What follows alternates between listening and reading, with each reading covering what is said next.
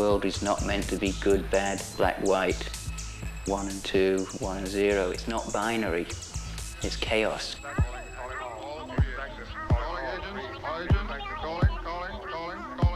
Around the late 40s, the atom was split.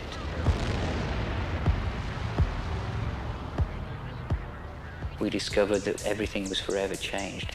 When we discovered the word could be cut up, that sound could be cut up, that everything to do with culture could be cut up and reassembled in ways that didn't exist before. That will be seen as the most radical, important thing that happened this century.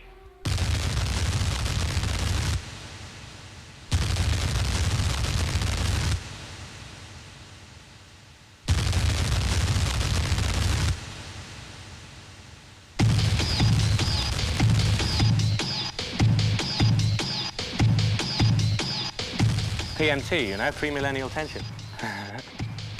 Surely the end of a millennium is a good time to reassess what's happened in the century and to look with a longer lens. There's no room for people who are resting on their laurels, who are being conservative, who are being reactionary. It's all moving so fast. All we can do is enjoy the ride. I don't think any of us know where we're going. When I was a kid, cars were the things you hot rodded. But today, it's computers and electronic synthesizers.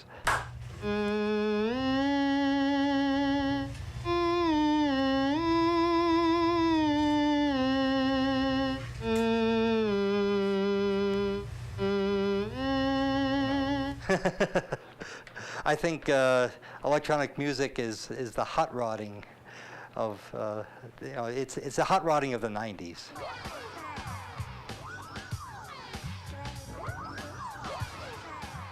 Pretty much music as we have come to understand it today, I mean, in the last 30 or 40 years, is all electronic. I mean, we hear it on the radio, that's electronic, whether you're hearing a recording of an acoustic instrument or not. I mean, you're hearing electronic music.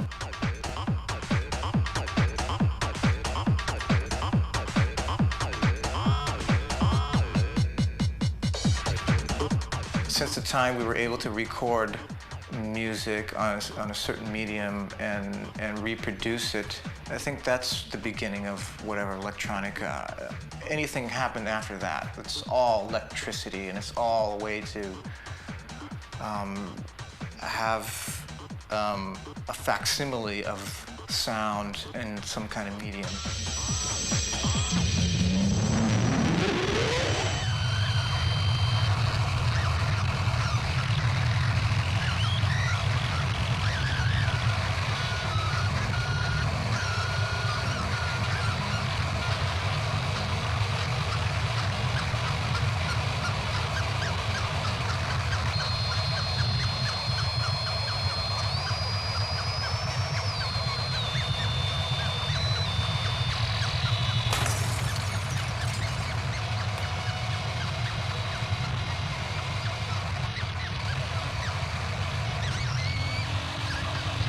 Electronic music many times is more about the character of the sound than the actual composition.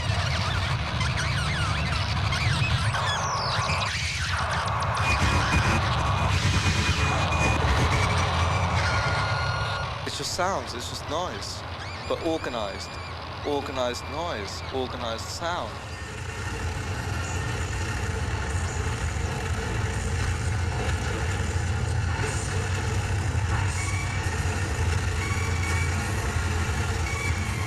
People have a cliched idea about what a melody is. A melody, I think, could be constructed of noise or different sound.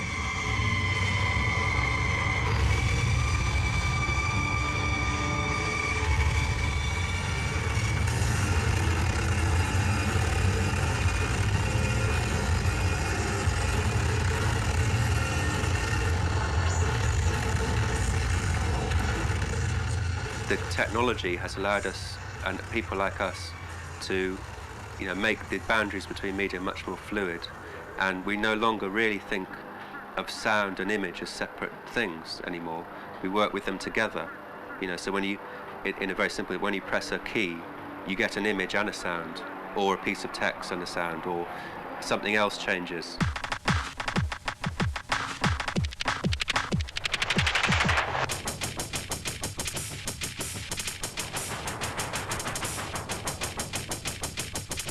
This is no more than the sort of hippie idea of everything is everything. But there are new realizations, new evidence coming up, new slants on the idea that everything is connected and that, as Heraclitus said, as above, so below.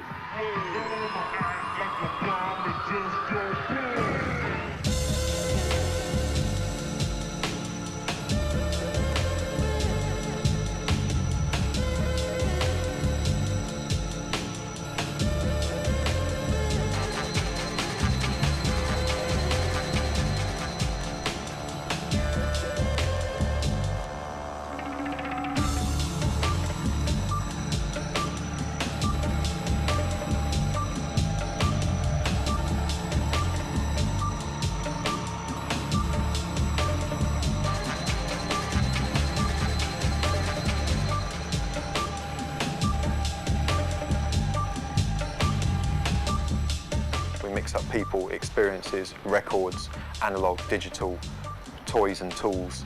It's all about mixing things to get new hybrids. It's never one thing. It's always something different. It's chaotic. It's calm. It's, you know, it's just forever changing.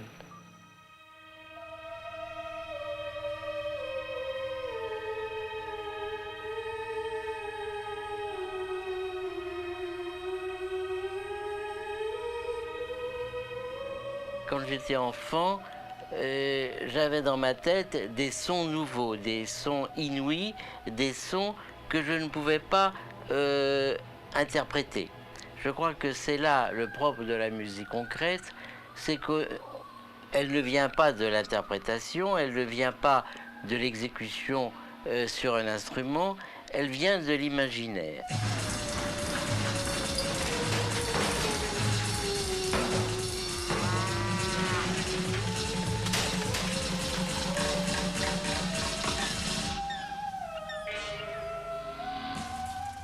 Et c'est de là que la musique concrète est née, dans le studio inventé par Pierre Schaeffer. Pierre Schaeffer a eu des idées de production de sons par des moyens tout à fait différents, c'est-à-dire un son où on coupe l'attaque, un son que l'on prolonge par réverbération, un son que l'on prolonge par répétition, et une sorte d'alchimie qui n'existe pas dans la musique d'orchestre. Vous voyez, c'est une musique qui n'est pas jouable sur l'instrument, mais qui est jouable sur les appareils électroacoustiques.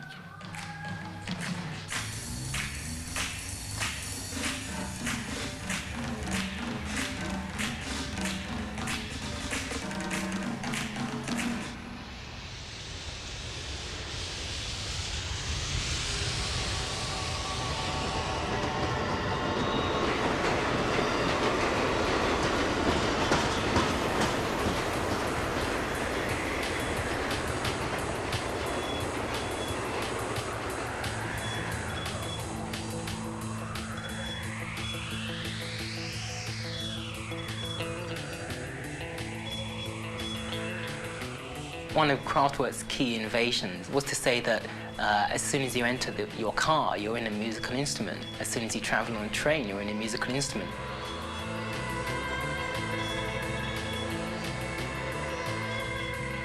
This sense of being effortlessly pulled along through stations across Europe was a very exciting world. It opened a new world of automotion which really impacted on people like Grandmaster Flash and people like Afrika Bambaataa.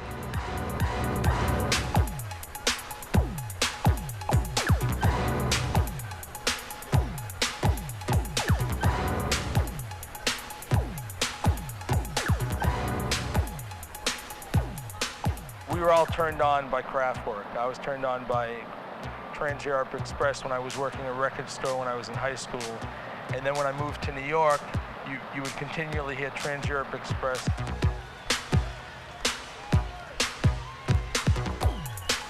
Planet Rock obviously used the melodies from Trans-Europe Express, the beats from Kraftwerk's Numbers, a whole bunch of other tracks, and it brought them together in a way which suggested a universal sound, a kind of universal electronic sound.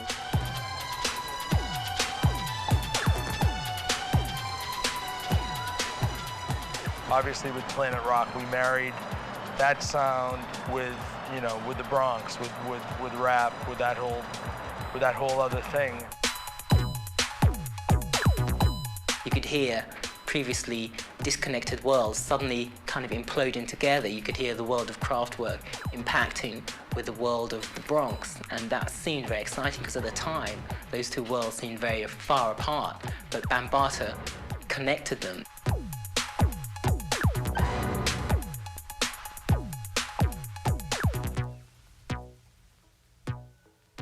Sort of analog electronic stuff that came out of Kraftwerk that was early electro, sort of, and funk was sort of like, I don't know, it was like sort of human sounding or natural sounding but totally synthetic at the same time.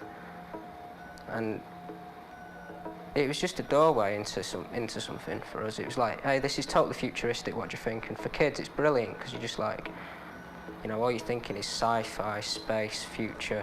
What's this? Excellent computers, you know, oh, wicked, music made on electronic gear, I could do that.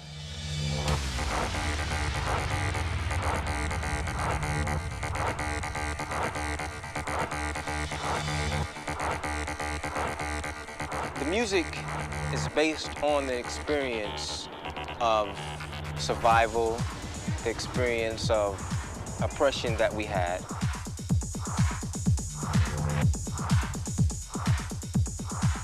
When the riots happened in 1967, you know, that brought a togetherness into the city of Detroit, you know?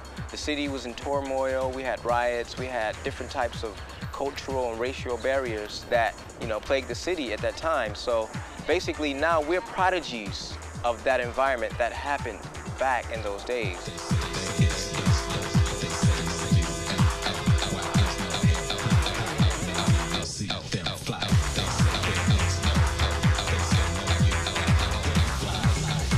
Detroit is such a desolate type city, you know, that you almost have to dream of the future to kind of escape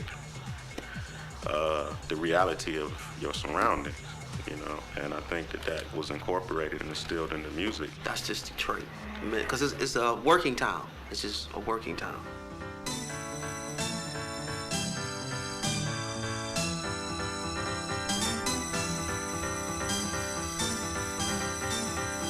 You can only dream of what the rest of the world is like, and you want to find yourself trying to get out of there, and you want to put yourself in a position where whatever you think about, whatever you feel, you want to believe that it's going to help you get out of that city.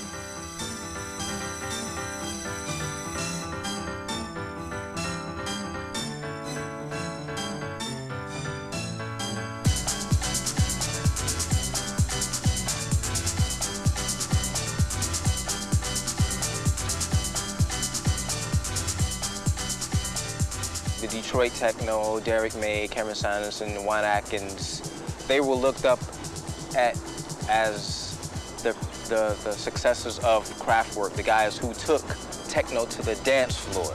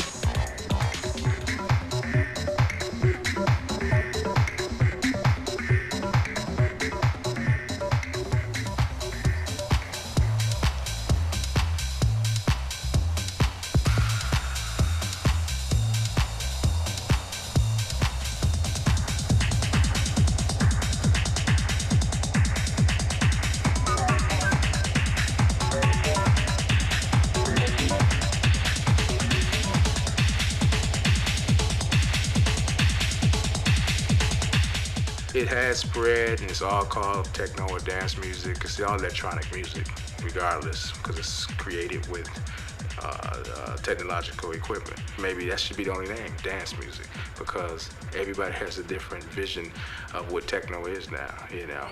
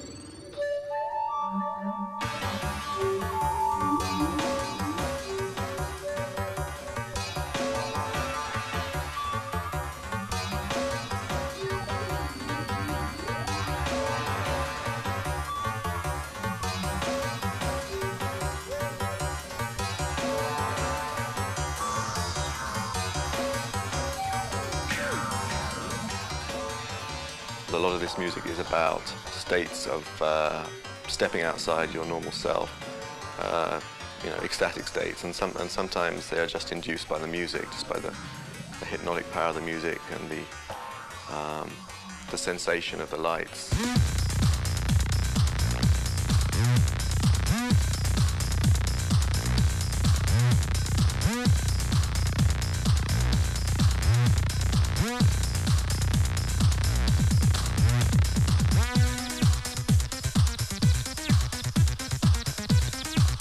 We look around for stimuli, you know, and from color to music, we're bombarded with stuff. It's all about this extreme sensations of speed and intensity, which again is a kind of ecstasy.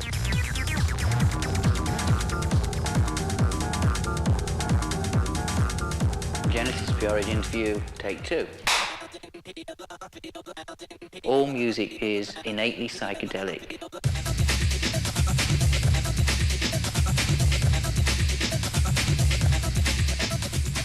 And the interface between technology and drugs is a running theme through pop history.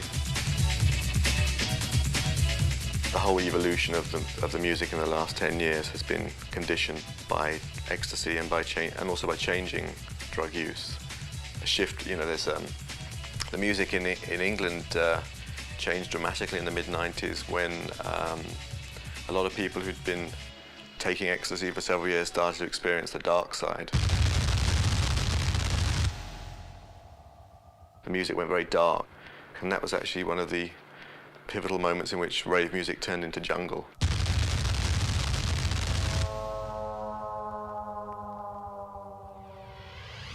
Jungle is a convergence of all kinds of musics that in their own form would never have mixed. So it's kind of, I call it a mixological music. It's a kind of illogical music which combines dub, which combines the bass of dub with the breaks of beats, with the synthesizer of techno, and it brings all these forms together.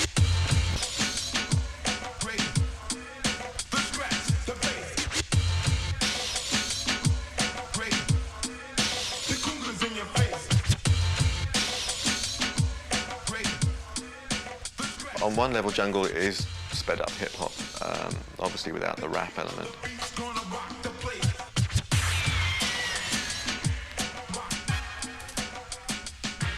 Hip-hop mutated into jungle because I think Britain was kind of wanted to emulate America, and we all wanted to be b-boys and homeboys. Crowd, just go.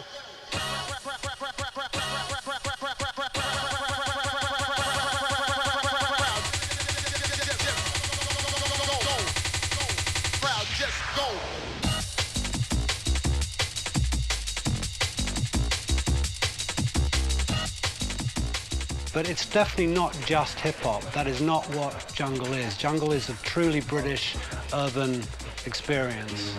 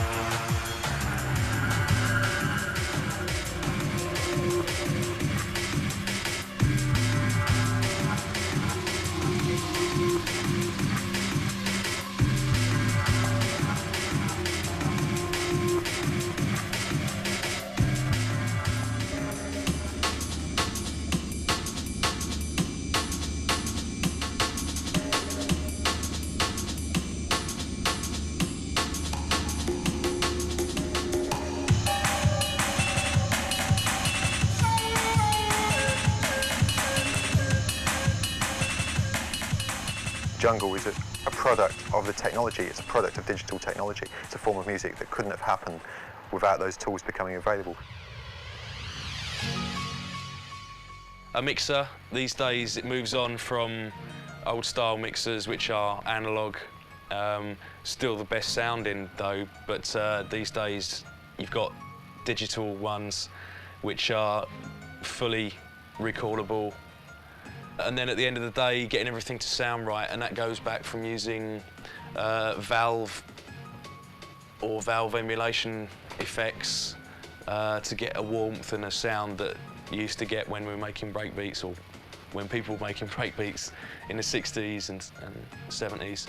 And then also something really modern, which is, it's called a finalizer. It really maximises the sound you can get out of a recording.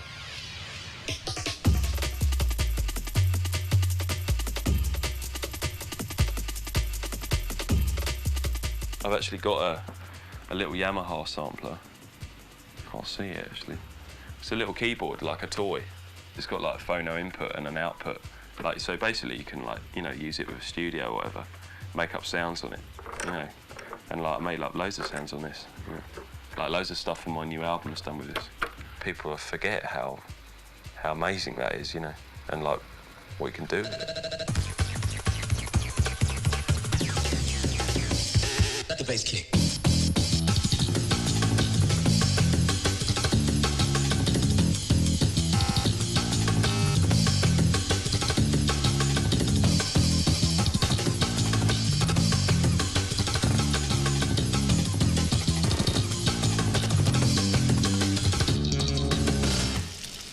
I just like the, you know, the thing of getting out of bed and getting your breakfast and come back and then you're straight in the studio, you know. You don't have to go down the road, get on a bus to go to the studio. You're just there, you know, it's hands-on straight away. You wake up in the middle of the night and do a track, you know. I mean, it's like, that's what, I don't know, that's what sort of like revolutionised it for me.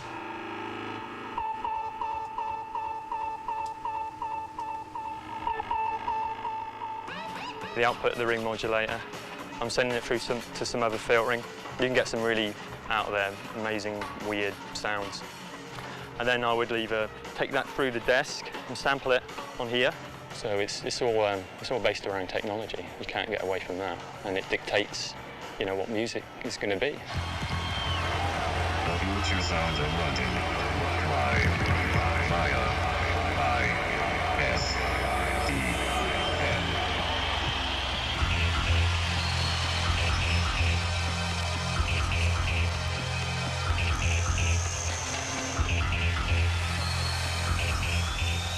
I think in the modern day,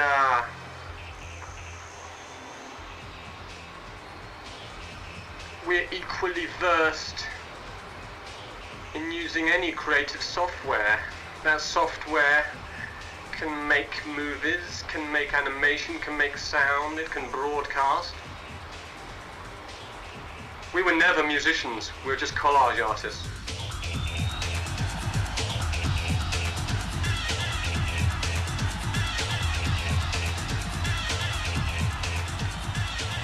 It's the juxtaposition of flavors between images, sound, text, to try and produce feeling.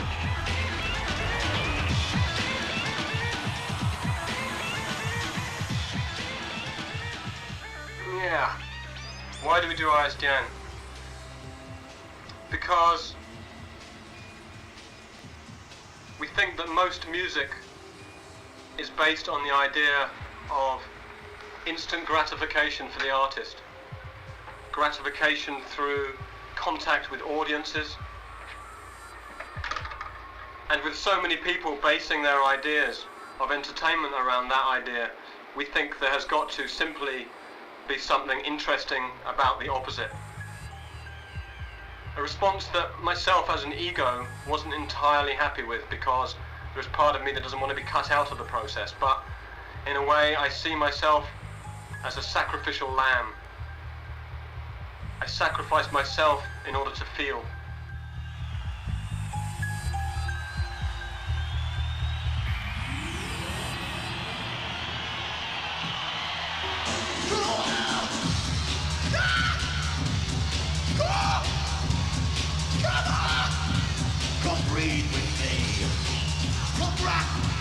I guess the whole thing comes about from people sort of like wanting to see an act on stage and being able to put, when you're listening to the music, put a face to that music and just making the whole thing work. Yeah, well, we're not a faceless band. We never wanted to be the two keyboard players behind the keyboard who keep their head down and that type of thing. I mean, like I'm at the back, so people know I'm there. We're just not afraid to say, yeah, here we are, let's go. I don't know what I am. I don't know what I'm going to become. I'm that man that's crossing the desert and I'm not stopping off in a safe little warm cranny. Future sound of London, such antisocial people, they won't even go to a party, they have to do the gig down the telephone. And you don't even understand, well, what's the point? Goodbye. Hello? Hello? Hello, hello? Hang up. Oh well.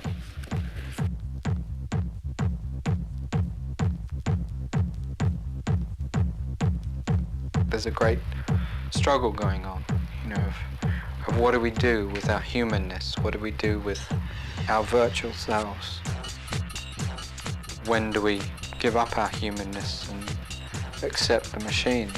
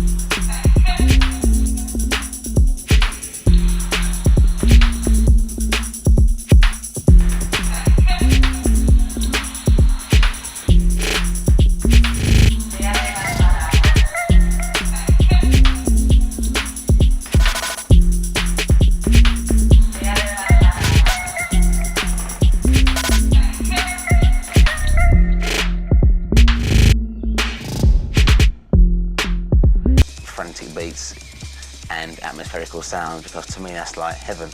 You've got the drive of a beat and you've just got these soundscapes, like just, I don't know, heavenly atmospheres, if you like, around it. And the combination of the two is just dynamic in my eyes.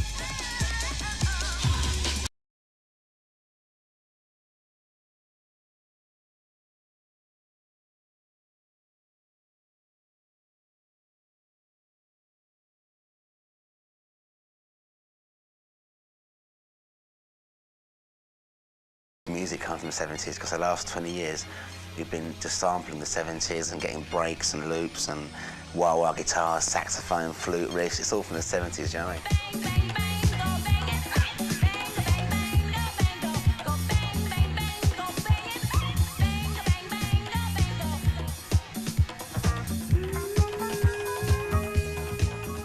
And this idea that you created this seamless flow of music that ran all night, created by a DJ, that came from disco, and that has been one of the most radical changes of music in the last 30 years.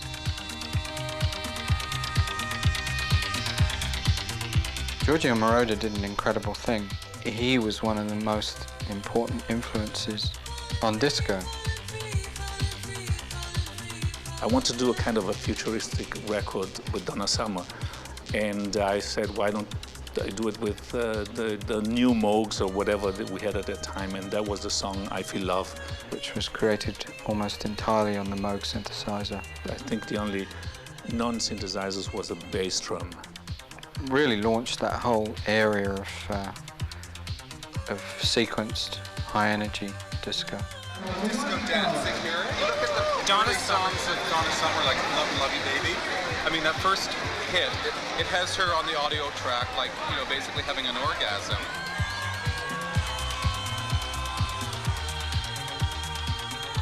I must say that at the beginning we used the synthesizer a little bit too much as a gimmick, like whack, whack, all those interesting, but I guess, kind of boring sounds. And while lately the synthesizer became more like an instrument than a sound effect machine.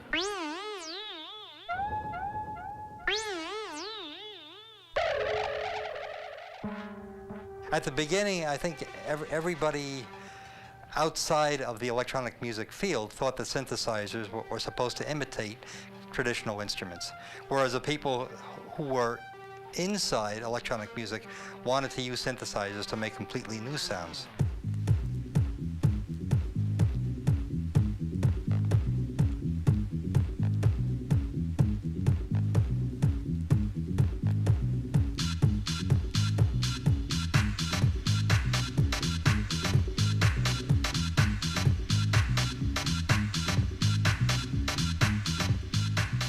What's happened is now we're expecting the disco area for what it stood for, because most of the records that are very popular and predominant right now are disco cut-ups of very famous riffs of a lot of disco music which was popular in the 70s. So if it's gone around full circle, it's incredible.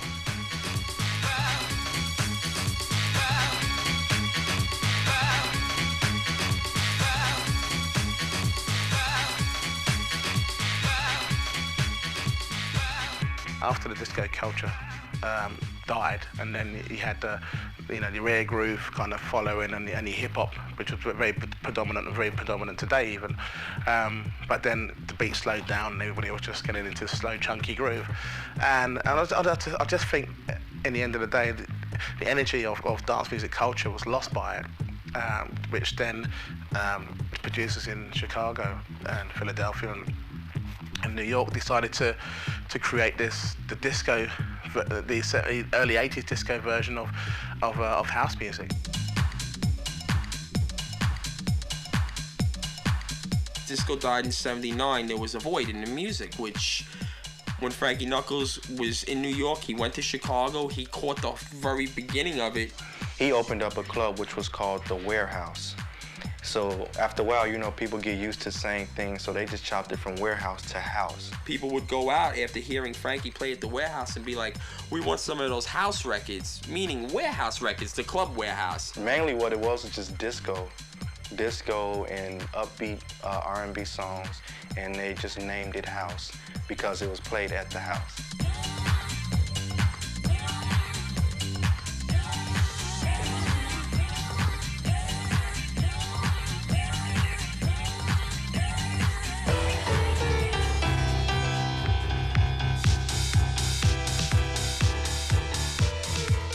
My defining record is this record called Move Your Body, the house music anthem.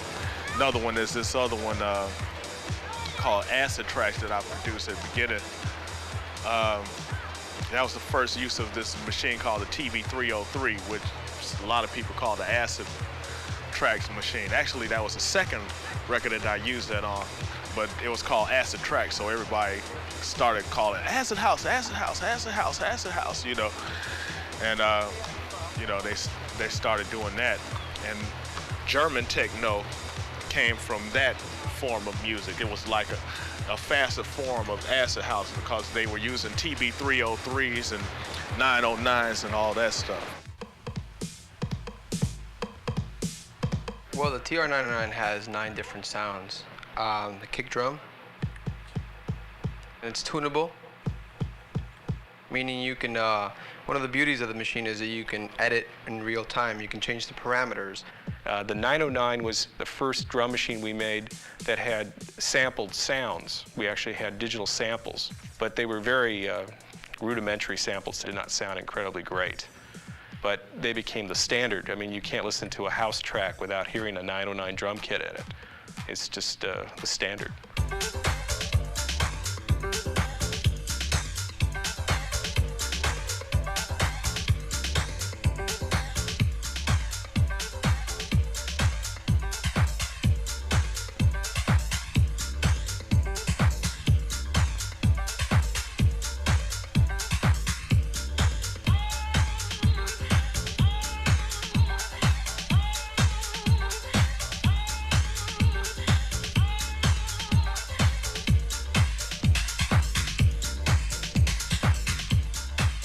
Okay, this is the 303. When it originally first came out, the 303 was about in the $600-700 price range. It was trying to mimic acoustic instrument, but it didn't. The 303 lost its value, and that's why a lot of these guys in Chicago and Detroit and in Germany can pick up these things in the used market for $50 to $20. That's it. That was a distinct sound. That was the acid sound, and it was kind of like incorporated with the house. But then as the years went on, there's many styles of acids, like really hard, aggressive acid, and then the acid house, like, kind of funky stuff. So it just, over the years, it just progressed, and, it's just sprouted out into a whole different, type of music.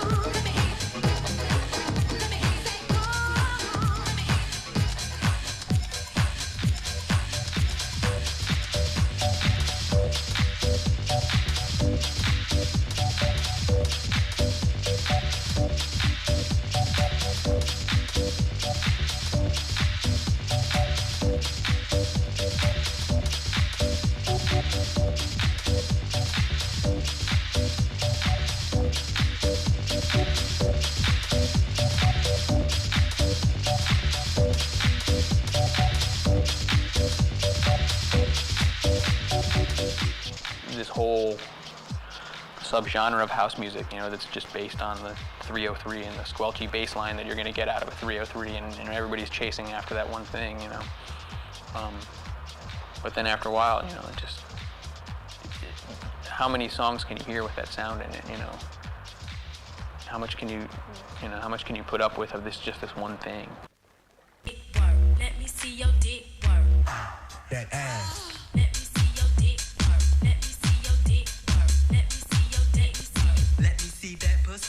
Actually, I do like a little R&B and a little rap and stuff, which is pretty cool. And house music is where the money at, though, for right now. So I got to stick with that for a minute, you know what I'm saying? You know how other people were like, well, I'm gonna do opera, you know what I'm saying? And I was like, I forget that. I'm gonna go ahead and do this house because it's making the money.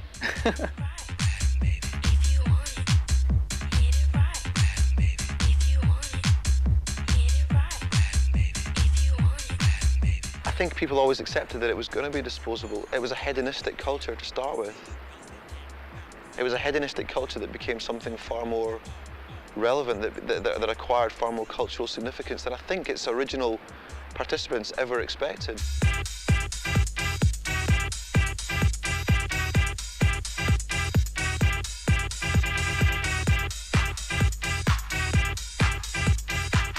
Life is hard. You gotta go bust your ass at a job for 8 hours a day, making shit money, barely able to pay your bills.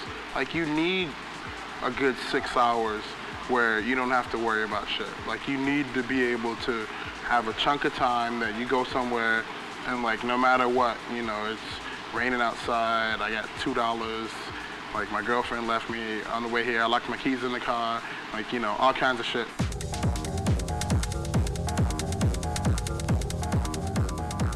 People still live for the weekend. It's a very different weekend from the weekend they had 10 years ago. I mean, unfortunately, the way that the government society here is viewed, the whole scene, has really damaged the scene quite a lot. The days of the huge illegal raves are long gone.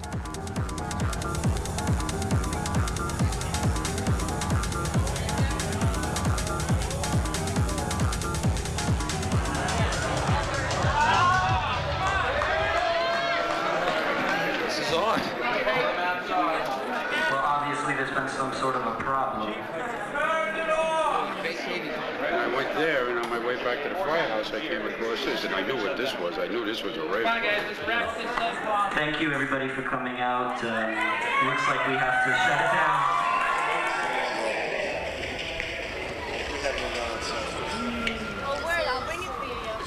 When you come What do you think about the party being closed down? It was my birthday. Yeah, she's turning 18.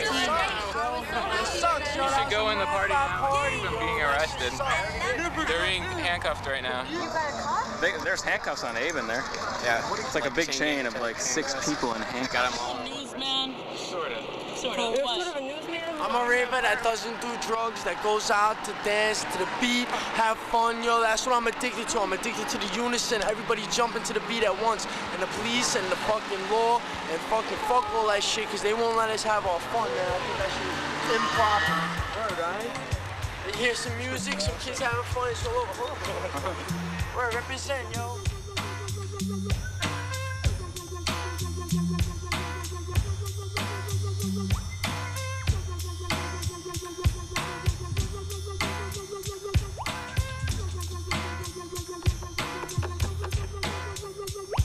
In order to have a paradigm shift of any sort, people need to be able to expand their minds.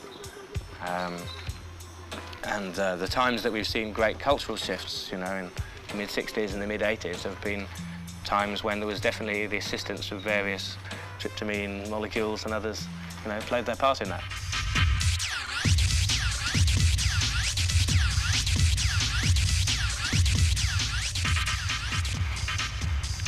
Inspiring. I think that's what interests people in it sometimes, because people are looking for extreme experiences, and that music's one way of sort of triggering that off or getting to that state. That's one of the reasons why drugs are so popular in music, because it all just combines up some huge disorientating experience.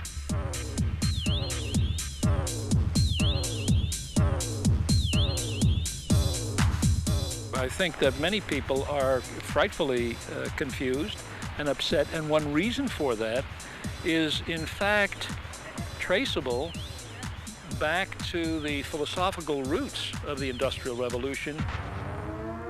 I mean, according to Descartes, the way you solve a problem is by breaking it into little pieces. So we developed a culture in the West, particularly, that is exceedingly good at breaking problems into tiny little bits and pieces. So we're good at that. What we're not good at is putting it back together again.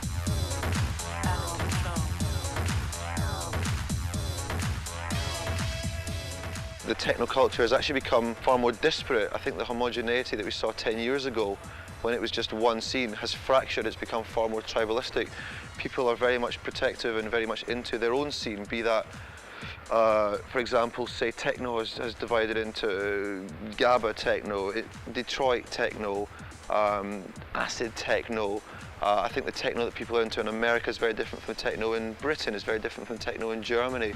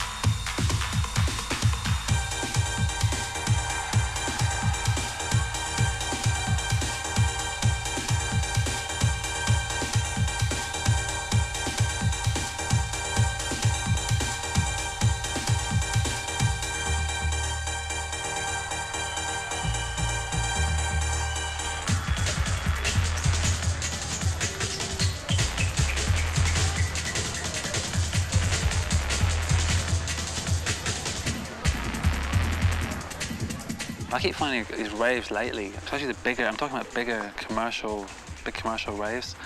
Now if I get offered a gig, I'll kind of try and find out what it's all about, what the motivation behind throwing the party is. Because quite often these things are just about money.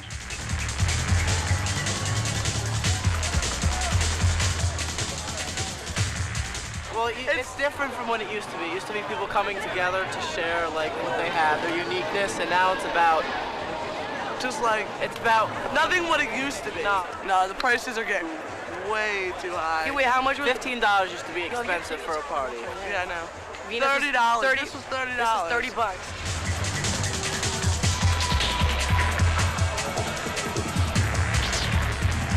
Yeah, it's being like all cramped up, like all week, like, you know, doing a daily routine, going to school, going to work or whatever. It gets on you after a while. Just go to a party on the weekend and just, you know, do whatever you want to do and just have fun. It's something that you have to experience for yourself to really understand exactly where we come from. Because on the outside it looks ridiculous to some people, but to other people that's our reality. That's our thing. I don't know.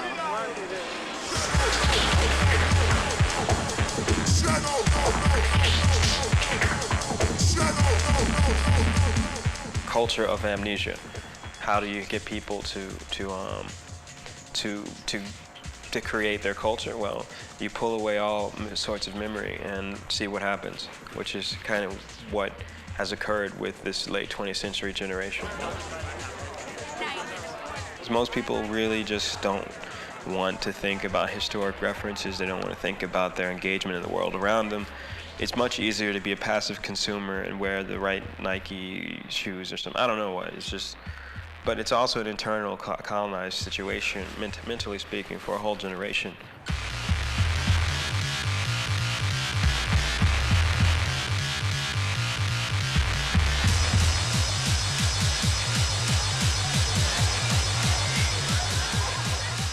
In the beginning, it started in some really small places in the German techno scene, I would say, mostly in Berlin and in Frankfurt.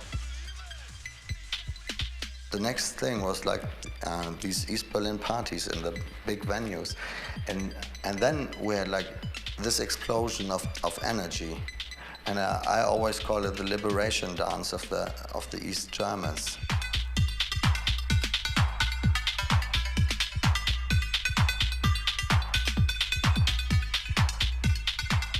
This effect of these people suddenly, you know, screaming, throwing their hands up, throwing themselves on the floor, getting up, jumping about. And that really made Berlin techno.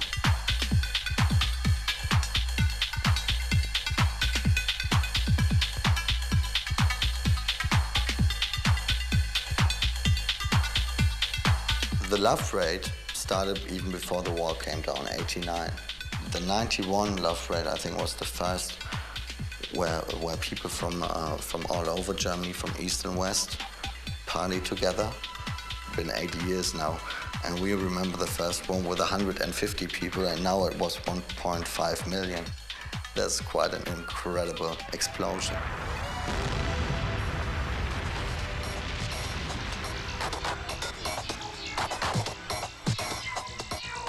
At the end of the day, it's all about like a stupid party, and you see that this has nothing achieved.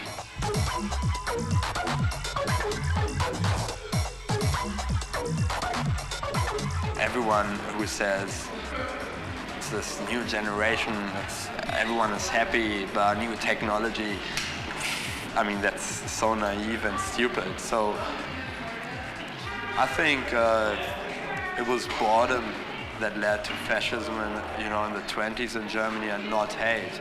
And this is exactly what's going on at the moment in this society. Everyone is so bored that no one wants to change anything.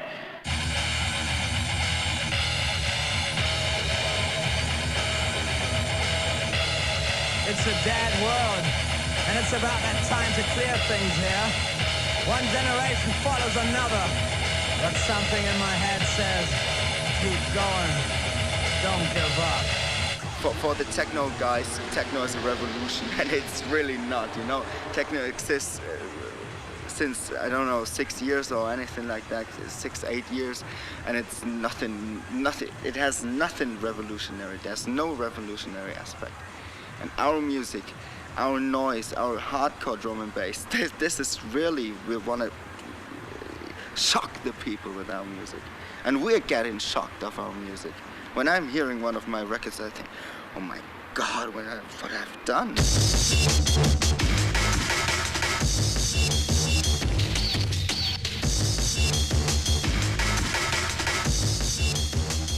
We have those freaked out frequencies, you know, those very high, very low frequencies, always very distorted and hard sounds. And it's not only the drum and the bass, we have very, very ill atmospherics in it.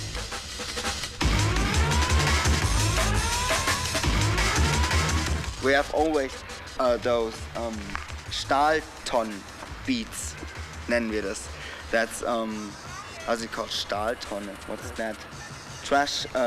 Was heißt Mülleimer? Trash can beats. You know, when you turn it around and you beat on the other side.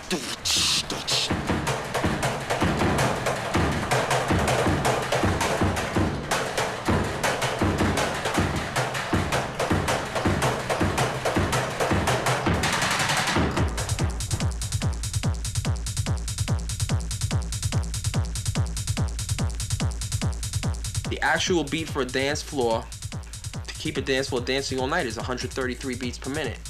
I mean, I play faster than that, but that's the speed a normal crowd. I mean, you could have people on drugs, people drinking, but an average person on a dance floor wants to dance to music at 133 beats per minute. And that's what I've learned over 10 years of doing this every week. You keep it at that tempo, you keep the floor going until early morning. You start playing jungle, happy, hardcore, gabba, or whatever, you get them a little testosterone jump where they're like this for a half hour and you lose it, you know.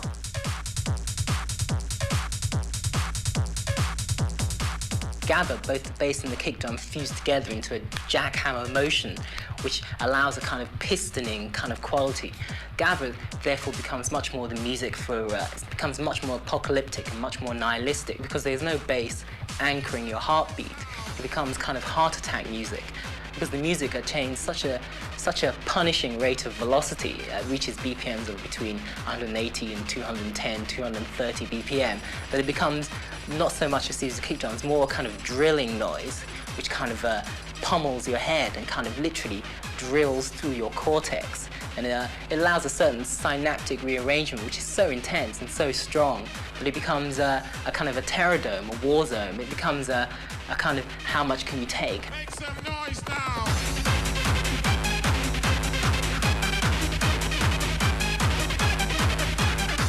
Just music got harder and harder, and people at the time, people who'd originally been to house music, complained that it was sort of heavy metal techno. That's the way it went. Then the people inevitably burned out and tried to go in softer, more chilled out directions, and that's when you had the whole movement towards ambient techno and electronic listening music.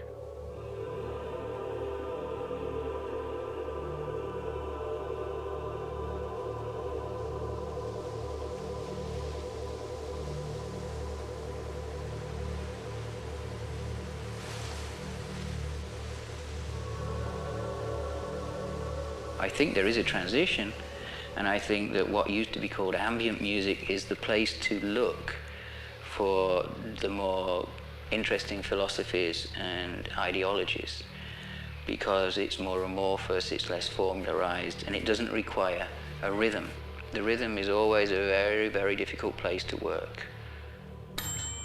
For ambient stuff is more like texture and like shape of sound, so it's not involved so much, you know, melody and things. And microwave sound. It's like, to me, this is like living acoustic sound.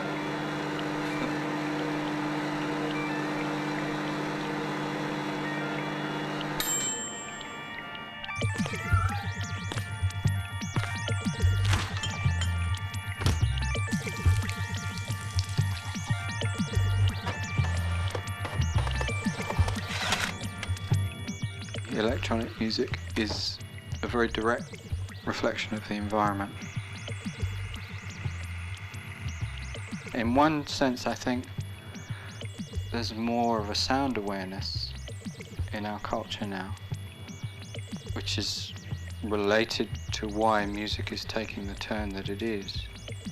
Maybe the awareness of constant electronic and industrial processes makes us more conscious of a certain kind of sound.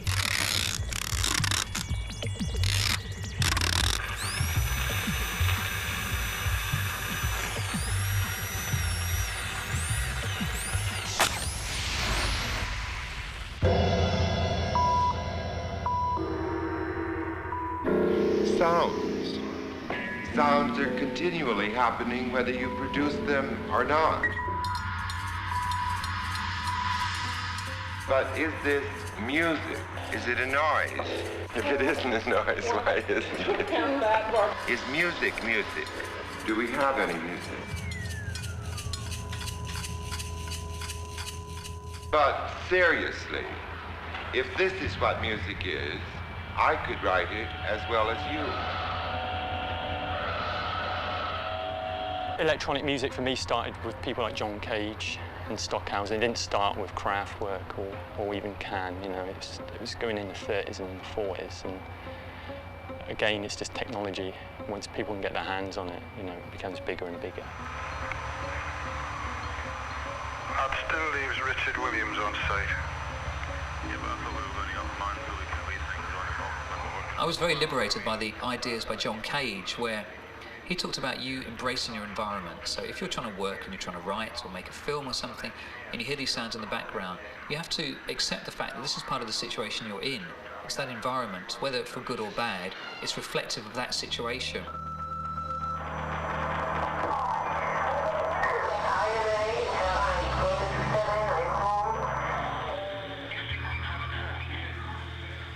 When I produce my work in a live situation, I've talked about sound Polaroids.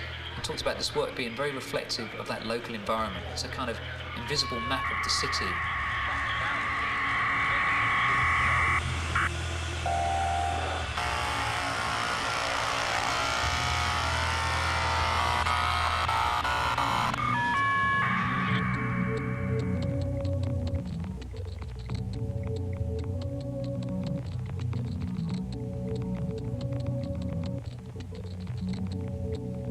My input into this digital discourse as just the individual loops. I have some sound file archives containing some several thousand loops, and each of them with several iterations and versions. And so I see myself as just editing the source material. You just search now.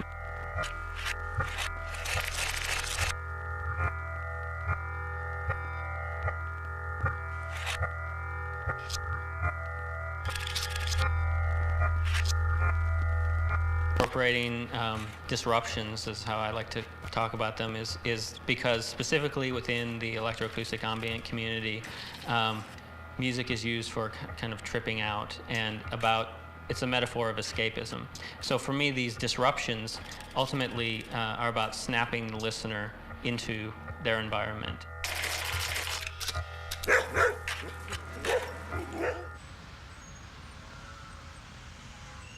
I color the silences in different layers so that, for example, there's a silence, and then I take off one of the silent layers, and I hear another silent layer.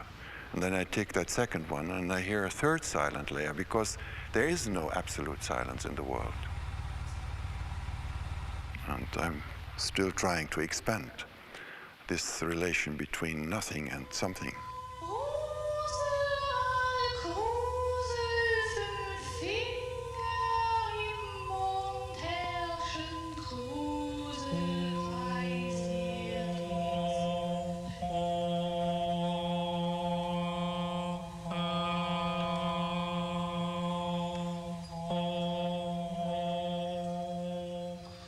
Very early, I thought that a microphone is a musical instrument, like a bow or like a percussion instrument, whatever you use.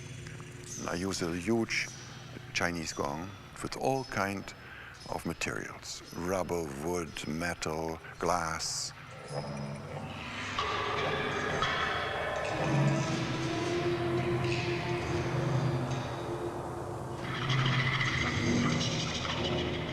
And the rhythm, for example, yan dan dan dan dan dan, making such movements with the microphone over the surface of the tam-tam.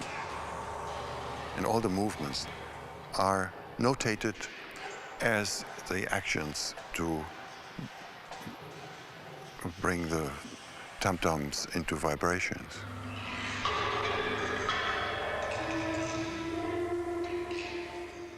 Stockhausen was very important for all the young generation at the moment, and most of them don't even know why. You see, what he has done is not, I'm not now speaking in terms of his outstanding quality as a composer. He had so many practical things done and invented, where, like the dub mixer, he was the first dub mixer in the world. He made it in the 60s, where he was, where he had earlier, in the late 50s already, yeah. Yeah, he was a dub mixer. All these practical things, what he has done, and showing the way, you can say, for the next 50 years at least. I would say Stockhausen is the closest to what hip hop, you know, in its true form, what Stockhausen was doing, because that whole idea of, hey, this is what it is, and we can do something with this and shape it and form it and translate it into a form of expression.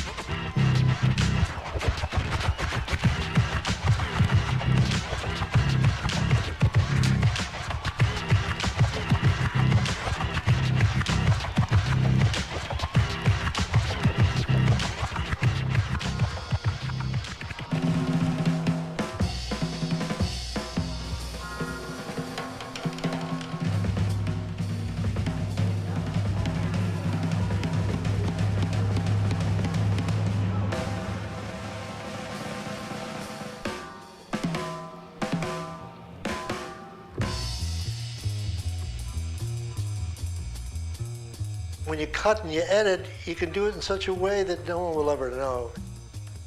In those days, we still were doing it with a razor blade. I mean, it's not like digital recording now, and you got the 24 tracks, and you got all kinds of equipment. You can put it on a computer. You can do all the things you want to do. If you want to move that thing over, I mean, that would, you know, not one bar, not one beat, but maybe a beat and a half or a beat and a 16. So you create a wash, you know. There's a lot of things you can do today that we didn't have the techniques to do them in the late 50s and the early 60s.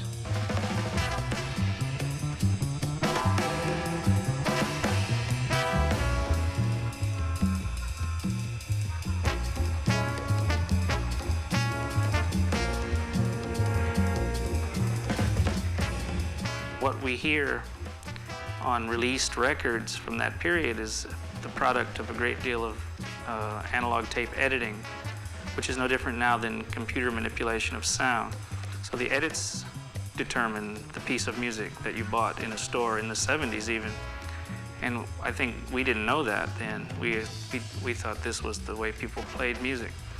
No more than we hear a record now based on techno or hip hop and things and think that this is how it happened, but it's all manipulation.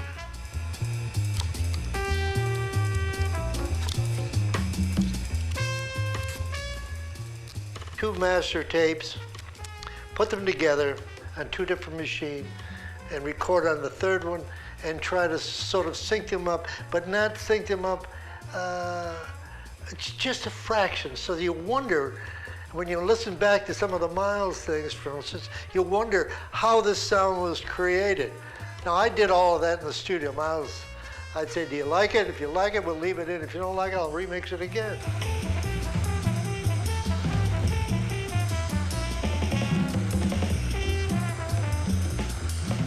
I consider the studio musical instruments. I toy with it all the time. I mean, there are things that I keep asking them to do. No, we can't do this, we can't do that. I said, I don't want to hear we can't do that. Let's go do it. I'll do a transformer combined to a crab scratch. So that's.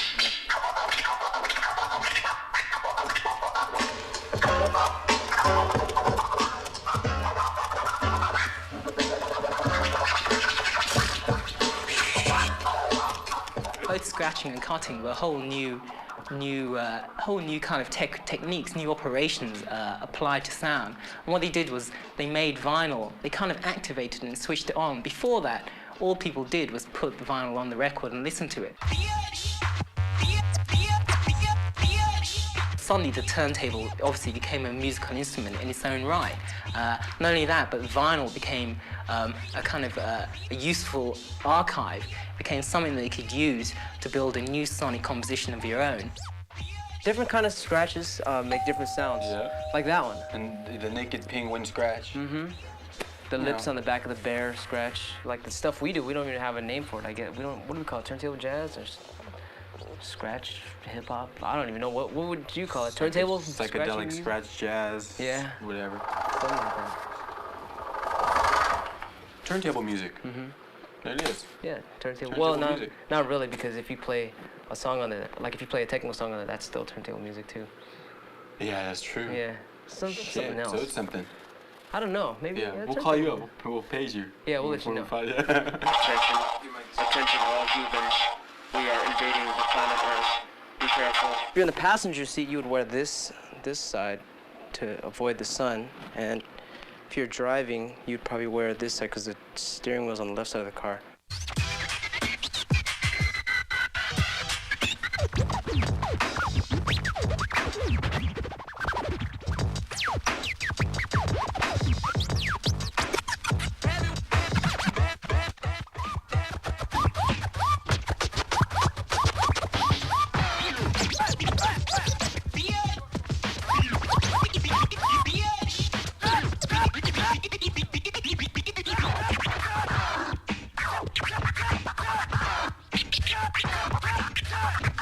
If you're eloquent at your style on two turntables with all these effects in it too, you could, the sky's the limit. You could do dub reggae tricks, you could do, rap tricks, you could do all types of different things.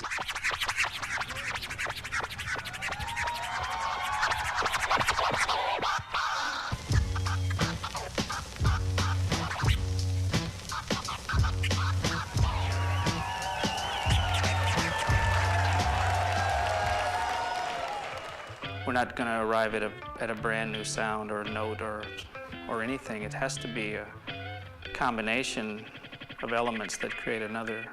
Two together creates a third, and all these different things go into creating new. It's the only way to arrive at something a little different is by combining things now.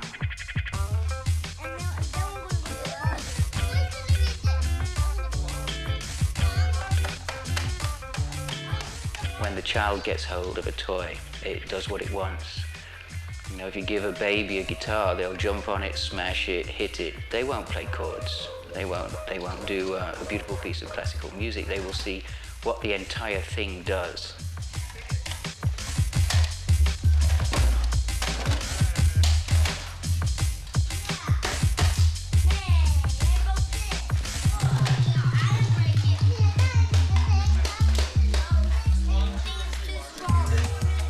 A limited time, fill it with fun and adventure and expect to occasionally be shocked and surprised. And I think when in doubt, make no sense.